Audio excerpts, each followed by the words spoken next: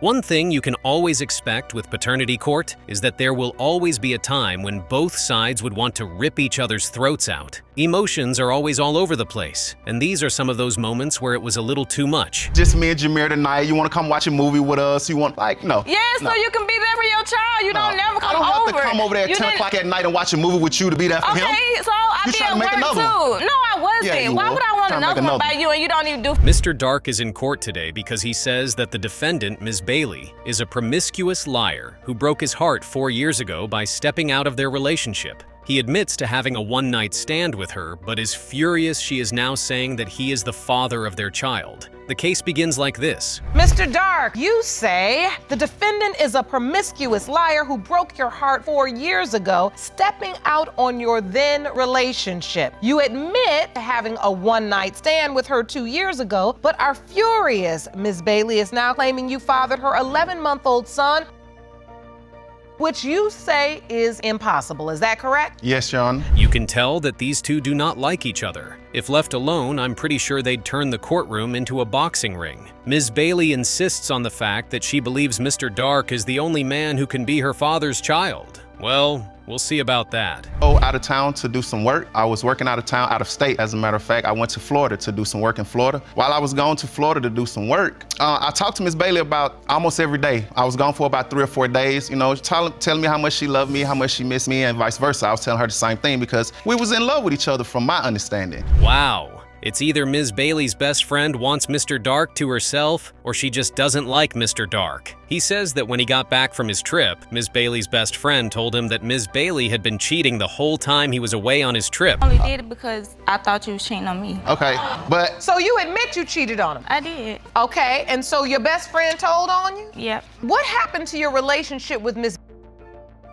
Bailey at that point? I tried to work past it again because of the things that we had already discussed of us being a family and us, trying to work things out, possibly us getting married or whatever the case may be, but... I don't think anyone would ever want to be with someone who cheated on them while they were away. What's even funnier is that Ms. Bailey doesn't deny the fact that she cheated on him. She says that she only did it because she thought he was cheating on him. Imagine that? We never stopped. We never stopped dealing with each other along the way. Even though we separated, we still occasionally seen each other every, like 2, 3, maybe every 2 months, 3 months or so. What's dealt with each other mean? We still seen each other occasionally. Seen each other and had sex, or yes, just seen each other still and said hello? Still was having sex sometimes, yes, ma'am. Well, that clearly explains why they have a child. Mr. Dark says that even though they had separated, they were still seeing each other and still having sex. I wonder why he then doubts that he is the father of her child. Having sex until 2016. It was like early March. You have sex and you didn't use protection? No. ma'am. When was Jameer born? November 13th.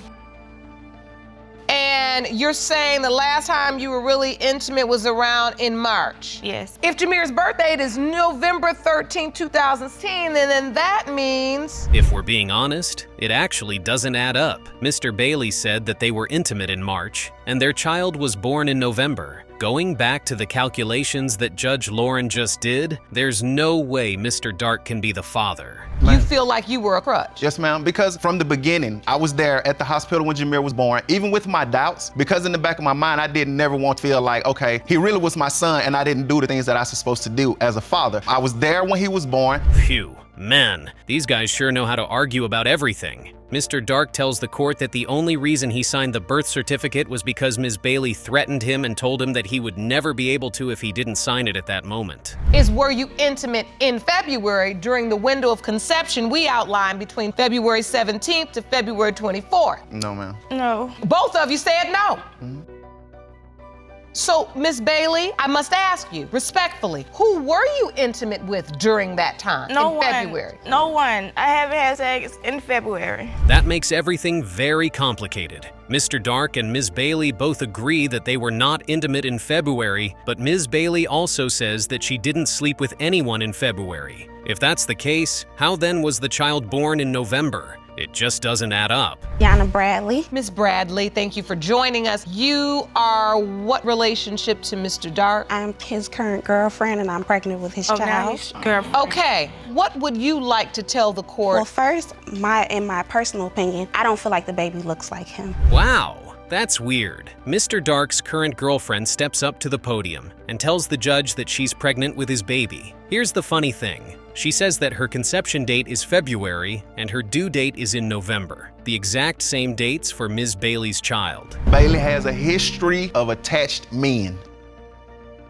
That's what she like. Okay. A history of attached men. Yes, ma'am. I grew up without Explain. my parents, so I want him to be there for my baby. It's like, to me, I think she likes to destroy homes. Like, she likes How? to deal with attached men. I very much doubt that it's a lie. With the way he is smiling, there is definitely some truth to what Ms. Bailey is saying. Ms. Bailey tells the judge that even with his current girlfriend, he keeps texting her and asking if he can come over and have sex. Showing with Jessica like, oh, it's just me and Jameer tonight. You want to come watch a movie with us? You want, like, no. Yeah, so you can be there for your child. You don't never I come don't have over. to come over there at You 10 didn't- o'clock at night and watch a movie with you to be there for him. Okay, so I You be trying at to make work another one. too. No, I wasn't. Yeah, you Why will. would I want Trying to make another one another by you and you don't even do? Oh wow. Looks like his family does want anything to do with the child. Mr. Dark says that when he took Ms. Bailey's child to one of his family members' funerals, they told him that the baby looks nothing like him, and there's no way he can be the father of the child.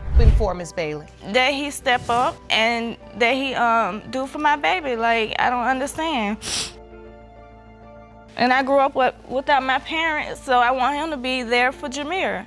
So you're saying you grew up without your parents? I did, and it was very hard for me. Seems like all she wants is for Mr. Dark to step up and be a father to her child, since she grew up without a father. Well, let's get down to the results and see if Mr. Dark is truly the biological father of her child. Here are the results. Mr. Dark, you are the father.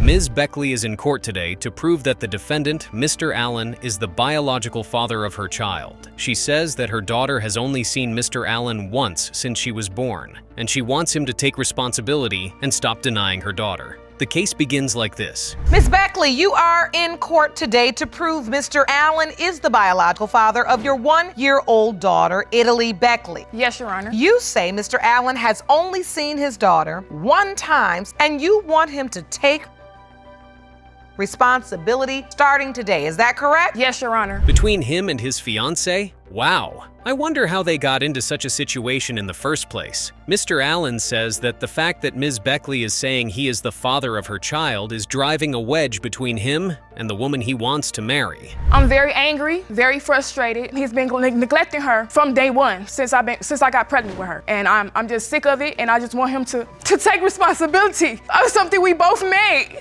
It makes me feel angry. I'm angry. She's without a father, you know, and it's terrible. You can see that Ms. Beckley is hurt by the situation. She says that Mr. Allen has neglected this particular child since day one. What's worse is that this is not their first child together, and he doesn't treat their other kids the same way he treats the child in question. The time of conception made me have strong doubts, that the child is not mine. So where was your relationship? What was the nature of your relationship during the time when Italy was conceived?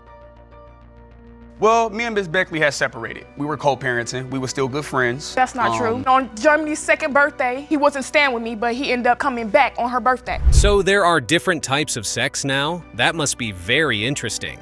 Mr. Allen says that the dates of conception don't add up, and that's why he has doubts that he is the father of the child and has not participated in the upbringing of the baby. I still find it funny that there are different types of sex. When it was your daughter's birthday, you came over to the house to celebrate, and you ended up being intimate with Ms. Beckley. You I admit wouldn't say that? intimate, but I would say we did, yes. Sex is intimate.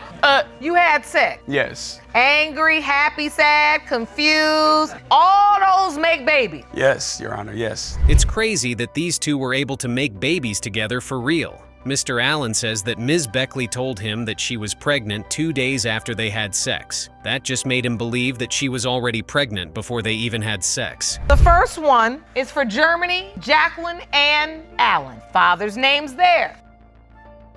Second one, Xavier Dantes Tyrell Jerome Allen. Father's name is there. Third one, Italy Lisa Alexandria Beckley. No father listed. Phew! Mr. Allen is furious. He looks like an angry gorilla who is ready to beat up Ms. Beckley. He is upset that Ms. Beckley doesn't feel like the baby should have his last name, especially given the fact that he was there for their other kids. Mr. Allen even says that he wanted to get a DNA test and she refused to get one done. Me about Italy. I asked could I speak to her. She say no. I asked when she come, while us having a visitation every other week, we have swap and exchange at a police station. She don't bring Italy. She don't make Italy a factor to my life. I am glad these two didn't end up married. They would beat each other up every single day. Mr. Allen says that he doesn't bond with their last child because Ms. Beckley doesn't allow him to be around the child, and she does that because she wants to punish him for not being there during the pregnancy.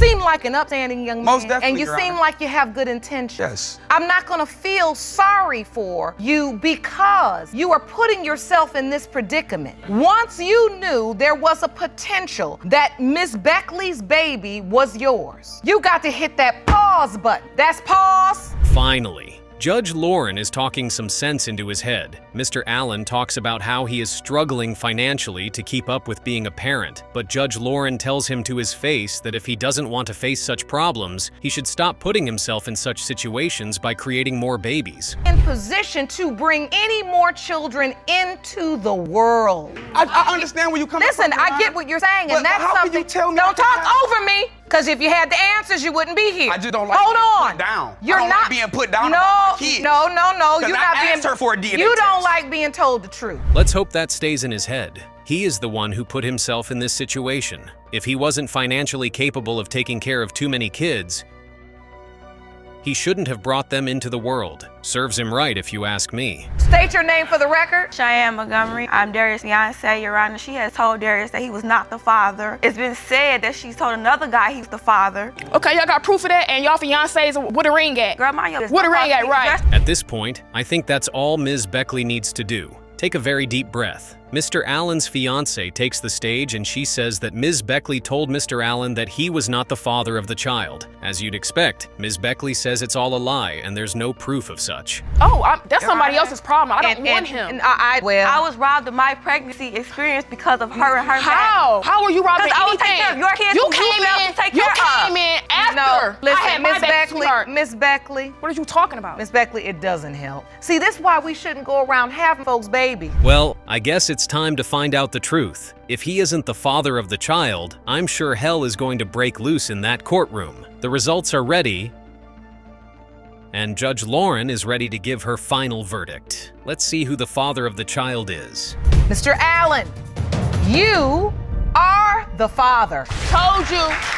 You too, fiance. Ms. Brown Ramirez appears in court because she hopes to save her 10-year-old relationship with the defendant, Mr. Wayne, from complete destruction. She says that she has 3 children with him, but she confesses that her 9-month-old daughter may not belong to Mr. Wayne. This is how the case begins. Ms. Brown Ramirez, you are here in court today because you say you're hoping to save your 10-year relationship with the defendant, Mr. Wayne. Yes, Your Honor. You state you have 3 children with him, but confess that your 9-month-old daughter may not be his biological child. Yes, Your Honor. Seems like Mr. Wayne is ready to leave everything behind and never look back if the results reveal that he is not the father of the child. He says that Ms. Brown Ramirez has lied and deceived him throughout the relationship, and he doesn't trust a single thing that comes out of her mouth.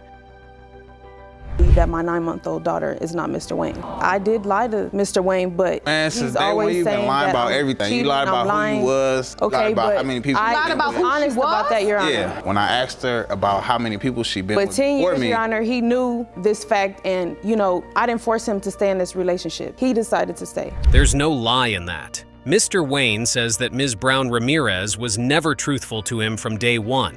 He says that she lied to him about how many men she had been with before they got into a relationship, and as you can see, Judge Lauren shut him right up. So this has been a decade-long on and off relationship. Why'd you stay? Why do you continue to come back? Exactly. because the whole reason me coming back to her while she was pregnant with my daughter, my first child, is a simple fact of me not ever having a dad. That doesn't really erase the fact that she lied. Ms. Brown Ramirez does admit to lying, but says that she eventually came clean and told him about everything. It's already in the books that she lied, and there's no removing that from Mr. Wayne's head. exactly what happened as to why your 9-month-old is in question. Well, Your Honor, we were separated in the month that I had conceived, and I was dealing with someone else. Being that I never had a father, I chose to go back to Mr. Wayne. Ouch! That's one very hurtful thing to say. I can't believe that he would say something like that to the mother of his kids. Ms. Brown Ramirez says that he always manipulated her into feeling like she needed him because she never had a father of her own. To realize that baby Jeremiah may not be Mr. Wayne's biological child. When I got pregnant with her, when I first conceived. So you knew instantly, when you found out you were pregnant, you knew at that moment? I did, but I was scared. I didn't know how he would react based on the fact that in the past, we had issues, and one day he said, oh, we'll work it out. She might be calm, but you can tell from her voice that she is hurt inside. She says that it doesn't make any sense that Mr. Wayne is denying a baby that has been part of his life for 12 months, knowing fully well that he may or may not be the father. She's admitted that she's cheated. That's wrong. You've admitted you've cheated. That's wrong. You also say you want to create a family, you want to make things better, you want to have the family, the children to have the family you didn't. What I'm trying to understand is, if you want to do that, how can you do that and be verbally abusive to their mother? And I'm not saying your doubt isn't warranted. Well, they both aren't wrong. Mr. Wayne says he wants to build a family with Ms. Brown Ramirez, but that can only happen if he stops being verbally abusive to the mother of his kids. Ms. Brown Ramirez also says that it's fine if he doesn't want to be with her. That doesn't stop him from being with his kids. The baby don't look like me. I'm real dark, she real light. I also have evidence right here to prove that. You have Let me see that evidence. Jerome, would you pass that? Her nose don't look like mine, her eyebrows. This is a picture of Jeremiah on the left and a picture of you. Yes. Is that your doubt expression? I honestly don't see the resemblance if you ask me. Mr. Wayne presents evidence that shows that he and the baby have no similar features, and that makes him doubt that he is the possible father of the child. If these children aren't yours, even though they look to you as their father, you ready to bounce on these kids, that you're gonna leave. Right, and what kind of man does that make you? You cheated, I thought about it. Hey, my baby already here, so I'm like, I'm trying to be in my baby life. So do I skate out, bounce out? Even though she admitted to cheating on Mr. Wayne, she believes in her heart of hearts that the child belongs to Mr. Wayne. She says that she looks like him, and the child looks like members of his extended family. You said that during that time, you did sleep with more than one man. Other than Mr. Wayne, yes, it was one other person. One other person. One other person. And you think that the date of conception, you did the calculation, it leads back to the other man. Correct. Oh, wow. That definitely complicates things. Ms. Brown Ramirez says that when she did research, the date of conception shows that the possible father of her daughter is the other man she slept with, and not Mr. Wayne. That's not good. She does admit that she was open with Mr. Wayne about it, though. No of conception. Yes, Your Honor. Yep, because we were separated. Okay. We were separated and still. And how about Mr. Wayne? Yes, Your Honor. Were you intimate with him during those days, that week as well? It was about a week after. You know, it's obvious your concern is that the evidence, as you did your research and did the calculation. Looks like even after everything, Mr. Wayne is still saying that he is going to leave her and the kids if it turns out that he is not the father. Well, let's find out the answer to that question, shall we? Here are the results from the DNA test. Mr. Wayne, it has been determined by this court that you are her father. Mr. Quarles and his wife are in court today to petition the court for a DNA test. Mr. Quarles says that he had a one-night stand with the defendant, Ms. Forrester, and there is no way that a one-night stand can make him the father of her child. This is how the case begins. Mr. Quarles, both you and your wife have petitioned the court today for a DNA test for 4-year-old Sierra Forrester. You claim that due to a one-night stand, you are now in financial shambles caused by child support for a child you don't believe is yours. Yes, Your Honor.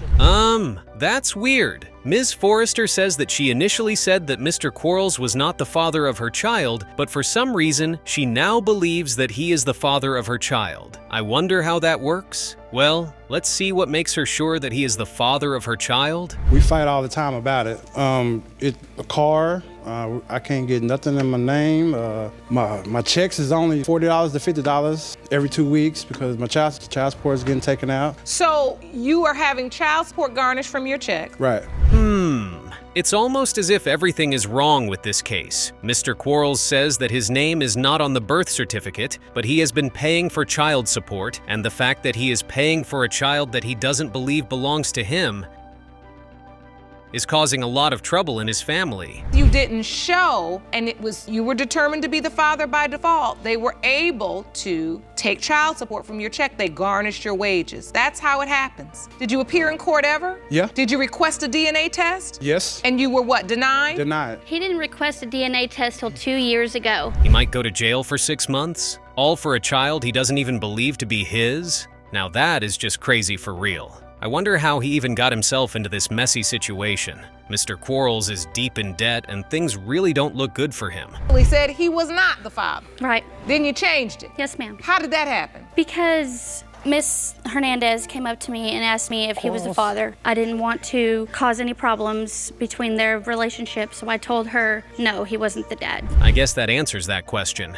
Apparently, Mr. Quarles was already married to his wife when he kicked it in bed with Ms. Forrester. Ms. Forrester says that they had some type of relationship, but Mr. Quarles denies it by calling her a big liar. For a lie detector test, because you say you had sex with him more than once. Yes, ma'am. Mr. Quarles, before I read these, I don't know what the answers are and what the results are, but I just want to give you an opportunity. Are you sure you only had sex with her one time? Yes, Your Honor. A one-night stand? One night stand. Haha, Mr. Quarles has a lot of explaining to do. Ms. Forrester took a lie detector test and the results show that she and Mr. Quarles actually slept together more than once. Looks like Mr. Quarles is the liar in this situation. Who she was sleeping with and just called them all weird, since she's saying she only was with one black man, but other black men at the same job claim to have slept with her too. Okay. But the other black men are named Quarles. That's a good one, Judge Lauren. Mr. Quarles' wife says that there were other black men she slept with, and so it could be any one of them that she's referring to. Sadly, not all the black men go by the name Yuri Quarles. 5 to 8 times. So you're pregnant, you tell Mr. Quarles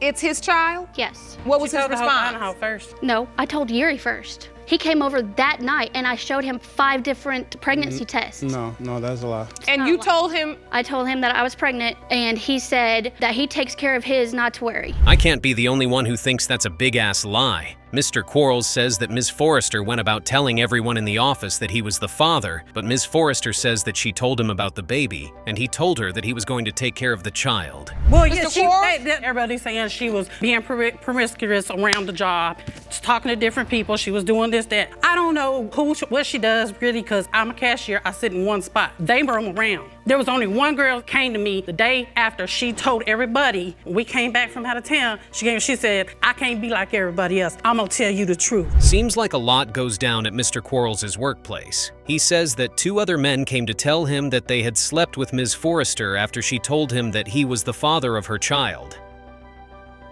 I wonder what other truth bomb is going to erupt in the courtroom. You lied to her when she asked you point blank, is this child Mr. Quarles? I didn't want to break up their relationship. But you could sleep with him. He slept with me. Guess what? It's a two-way street. It wasn't me by myself. You had morals, and you had morals when it came to me asking you I didn't to want tell to hurt the your truth. feelings either. You seem like a pretty nice lady. For a second there, I thought that they were not going to fight each other. Looks like I was wrong. Ms. Forrester says that she didn't tell his wife that he was the father of her baby because she didn't want to break up their family. Well, it's already too late for that. In the pregnancy, was he there at the birth? No. Nothing? No. So Sierra's born and you're still by yourself? Yes, ma'am. Does he participate at all? He's only seen her 3 times since she's been born. And she's 4 now? Yes, ma'am. I do not believe Miss Quarles knew that he was seeing her. Phew, I think we've seen enough of their yelling and rants. If we leave them, they could argue all day and come to no agreement. The results are in, and it's time to see who the real lair is in the courtroom. Mr. Quarles, you are the father. Mr. Porrovecchio claims that the defendant, Ms. Taché, and her daughter, Ms. Lutz, fraudulently received $150,000 in settlement money from the death of their father. He says that Ms. Lutz is not his biological sister, and her mother covered the whole thing up. Trust me, it's a crazy case, but here's how it begins. Mr. Porrovecchio, you claim that the defendants, Ms. Touche and her daughter, Ms. Lutz, fraudulently received $150,000 in settlement money from the death of your father, Ricky Porrovecchio Sr., because Ms. Lutz is not your biological sister and her mother covered up that fact. Yes, Your Honor. Like I said, this is going to be one crazy case, trust me. Mr. Porrovecchio starts by saying that his dad died in an accident, and for some reason he believes that Ms. Touche got to profit from his father's death, and he can't stand that. After my dad was declared deceased, Miss Lutz's name changed from Theo. My mom had to change my name because I was born a Theo because she was out of wedlock. My dad and her were poor. They didn't have the money to be married. They were poor. Disagree. And after he died, they were already going to get my name changed. And after he died, he had to have it changed. Phew.